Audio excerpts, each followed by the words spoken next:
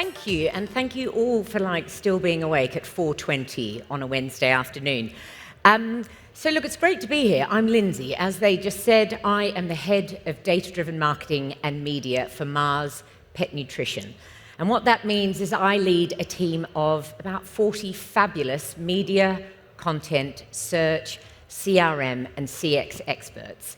And together we have the privilege of leading the digital transformation of Mars's marketing machine. But before I tell you a little bit about that journey and all the successes and horrors we've had, I have a really critical question to ask you all, which is, are you team cat or are you team dog? So raise your hands, are you team dog? Desperate, you idiots. Right, well, I'm team cat. Team cat, excellent. This is much better news. So firmly in the team cat camp. This is Magic, first ever cat. He used to terrorize my neighbors, family members growing up. He got hit by cars, run over, fell off buildings, and without a shadow of a doubt, we had him rebuilt every time. And it is that crazy, irrational love we have for our pets that immediately drew me to Mars and its powerful purpose of creating a better world for pets. So 2 years ago, I joined Mars, and I got given a brilliant brief. It was transform Mars into a data-driven marketing organization. I had 8 months, yes, terrifying, to build a team from scratch, and we had to be ready to plan, create, and deploy all media and content for the region. And for many of the brands you should know, like Whiskers, Sheba, Pedigree, and James Wellbeloved. So the way we approached the transformation is we broke it into 4 simple buckets: people, partners, processes, and platforms. Maybe not sexy, but at the end of the day, I'm going to share a little bit about the successes we had in the first 2 from a people and partner perspective. But let me first just start with our simple ambition, which was pretty clear, which was to dramatically improve the relevance and effectiveness of our communication. And it was such a cool time. 2 years ago, I know the theme of the event is about riders of the storm. It was literally raining cats and dogs. You can see there were over 84 million pets in just 4 of our Europe markets. I love the next stat. There are more households in Europe that have pets than babies, okay? So 50 million searches done a month on pet-related topics. So you can see a big part of what me and the team had to prove to Mars was there were millions of data signals out there available to us, but rather than focus on data, our job was to convince the business that behind every single signal was a pet parent with a real need. So one of the first things we did, create the world's ugliest slide, yes, but actually what we did was we mapped the search and social signals along both the cat and dog journey. So this is what you're looking at here. So when brand teams would often say, oh, so our pet parents, they really care about holistic health, we'd be like, well, do you know what? No, they're not. They're not searching for that. They're not talking about it. And what we were able to do was map the volume and velocity of topics along that pet parent journey to set the foundation of the behavioral data that would then inform our strategies going forward. So let me start with the first P of my 4 Ps, the people side. Okay, definitely the most important. But what you can see here are 2 teams. My lovely team on the right, Centre of Excellence in green, brand teams on right. Our first job as a new marketing organization in Mars was to not be hated by the brand teams. So one of the things we had to do was very quickly engender trust. And the way we did that was through an analogy I like to use about the rally car. We said to them, guys, you are the rally car driver. You are in the driving seat, you own your brands, and you're the ones that get to sail through the finishing line. All right, you're in charge. Sitting right next to you are the rally car navigators. We're going to tell you how to get to the finishing line in the most efficient and effective way possible.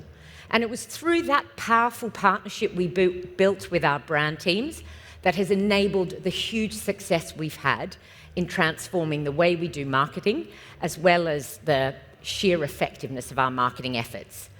But just while I'm on the people front, I want to share, I think, just 3 lessons we've learned, just trying to be really transparent and open with you. The first was Every single person that joined my team in those opening months, they got the same brief, which was be a delight to work with.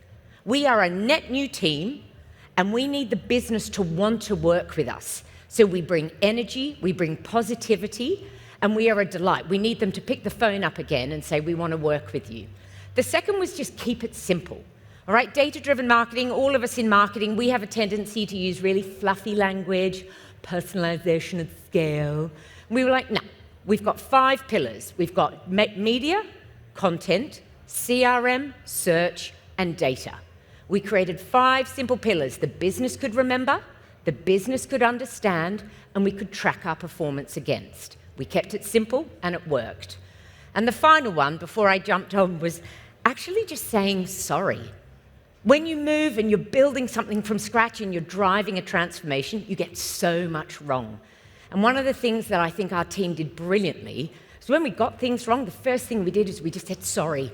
And we were humble, and we owned up to it and said, we're going to create a plan and we're going to resolve it. But I was sometimes shocked at how few times we hear I'm sorry in a work environment. And I think it's a travesty, because as a team that's driving a transformation, it's proof we're pushing boundaries. It's proof we're pushing hard and dragging the business into new places. And sometimes we're going to get that wrong, and we do need to apologize. So those were the 3 kind of key cultural lessons we learned. But let me touch on the partners. Because yes, we built a completely new internal team from scratch, but we had to completely rebuild our partner ecosystem. And it was genuinely down to, we had 2 big sort of agency partner groups in WPP and Omnicom. And they were absolutely brilliant because they bought into a concept of open intelligence. We said to them, we're going to bring in startups and new ad tech, and we're going to blow this up, and we're going to blow it up together, but you're going to be our partners in it. And they absolutely embraced it. So one of the first things we did was we said, I don't know if any of you were in the talk before about that said the stock library industry has tanked by 70%. Down to partners like Creatively Squared. These guys were amazing. We brought them in. They're a community of creators. Instantly, we put the products, we put our pet food brands in the hands of creators all around the world. They shot our products with their beautiful pets in authentic and gorgeous styles. And not only did these prove to be some of our most effective ads, but we're driving this 70% cheaper than stock photography. So this was another big part of building a plug-and-play new model for a partner ecosystem at Mars. Oh, glitchy. I'm going to press again. Brilliant. The next partner we brought in was Automated Creative, which is like DCO on steroids. These guys were absolutely brilliant. They brought in not only the technology that allowed us to produce digital assets at scale, but they also helped us convince the business about thinking about our creative in a completely different way. Because before we brought them on board, honest to God, we could always answer if our ad worked. Yeah, easy. But we could never answer why our ad worked. So what we did is we completely rebuilt the methodology around how we created assets, and therefore not only driving much bigger performance gains in terms of the assets we produced, but also the insights we got back out of it. So I love this example. So this is for James Wellbeloved, and it just gives you an idea of the agile sprints we operate in now. So we're testing constantly. We're testing value proposition, we're testing imagery, we're testing tone of voice, we're testing format. And the lovely thing about this is, remember the old days if you'd get a designer and you'd produce a digital ad and everyone would cheer and pat on the back and it was great. Now, our legal teams get given a copy matrix. They're looking at thousands of variants and the machine's putting those together and different combinations based on what our consumers click. And so what this enables us to do is go back to the teams, our brand teams and the business, and go, here's the DNA of the best performing ad. I can tell you what breed of dog works best when we're trying to drive, purchase of one of our D2C products. I can tell you the type of customer testimonials, and we're constantly looking and optimizing in this space. I think I work harder than anyone else I know. I think that's a very big call to make. Or anyone I know, I said. I feel like that's the conversation I have with my husband every day. But the reality is, another thing we knew we had to do is we had to step into TikTok. And not like other numpty brands that start posting ads on there and then realize too late that's not what TikTok's about. But we started to partner with Passion Fruit, which is a brilliant community of marketing and specialist or native TikTok content creators. And through them and through that authenticity, we were able to put multiple brands on TikTok and start to iterate and learn in a way we never could if we had followed the old big ad agency model. So they're just a few of the partners we've plugged into our ecosystem. And the last thing I want to share is this is one of our fabulous brands, Whiskers. Through combining the people I've talked about, that new ecosystem of partners we've built that puts a hell of a lot of creative tension on the table, and everyone knows they've got to turn up and give their absolute best because we're constantly driving innovation and change, we've absolutely blown Whiskers out of the water this year. We've driven a huge incremental net sales value off the back of a fully addressable campaign. We've produced over 350 fully addressable assets across the entire ecosystem, ranging from Meta to Google to Amazon. And we're driving a very first sort of digital sampling campaign, which has also been hugely powerful and effective at generating first-party data. So hopefully that gives you a bit of an insight. I know I didn't cover all 4 Ps, but into 2 of the Ps of our digital transformation at Mars Pet Nutrition. And obviously, if you want to get in touch, we are always looking for fabulous digital marketers to come and join our team and keep blowing stuff up with us. And we're always on the lookout for partners to inject new inspiration and innovation into our model. So the last thing I want to leave you with, really, is my favorite cartoon, and it should give you all of the evidence you need as to why the only team is Team Cat. Thank you very much.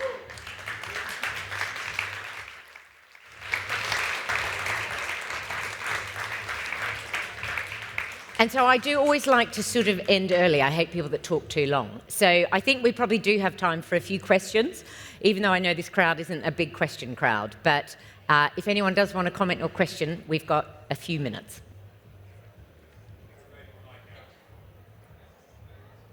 Now it's probably the end of the afternoon. Everyone just wants to go home. Question?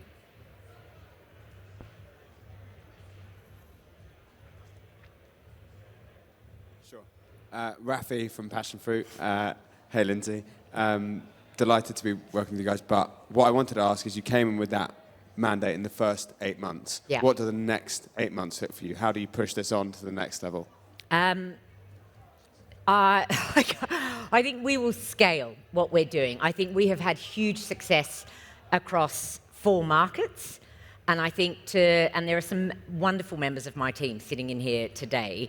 And I think we have received global recognition within Mars for how we've approached this and the success we've had. And so I think our model and our transformation is going to be scaled across multiple countries and geographies. But you know what? I'm never happy. Success makes me more terrified.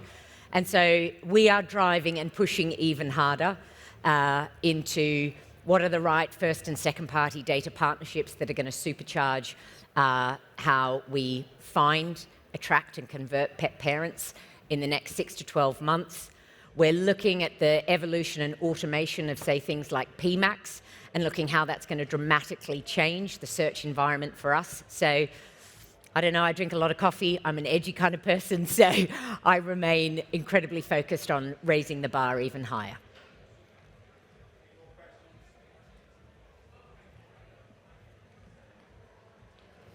I'm Vivi from Amazing Youth. My question is, the 4 Ps that you mentioned, are they in order of priority? Which out of the 4 Ps would you say is the most disruptive? Great question. Absolutely, they're in order of priority. So people, number 1, hiring the right capability and mindset.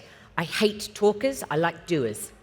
And actually, if you look into my team, they are roll up your sleeve, muck in, get it wrong, get it right, and keep pushing hard. So people is absolutely the number 1 priority, and we are unforgiving in terms of talent and set a pretty high caliber of who we bring into the business. Of the 4, I would say the hardest was the unsexiest, which was process. Everyone sort of like rolls their eyes and is like, oh. We had to teach the business how to do things differently. And that is by far the hardest thing for people to relearn. And so we had to do training, and we optimized, and we had to put decom and digital at the heart of brand planning process. Every agency, every legal team, that nearly broke us, I'll lie. That was absolutely, and Rachel Austin sitting in the front row here, and I think we've all aged 20 years in the last 2. But that would be my reflection. People the most important, process the hardest. And platform is the thing that I think the DT and DNA and tech teams, they like to solve for everything with shiny new tech. Ooh, we're going to get a CDP. You need like a CRM. And you go, brilliant. But what people fail to understand is who will operate that tech? What is the process in which we will govern that new tech? And how does that then get ingested into the rest of our machine? So, Lindsay, amazing talk. Thank you so much. My pleasure. Thank you. Thank you.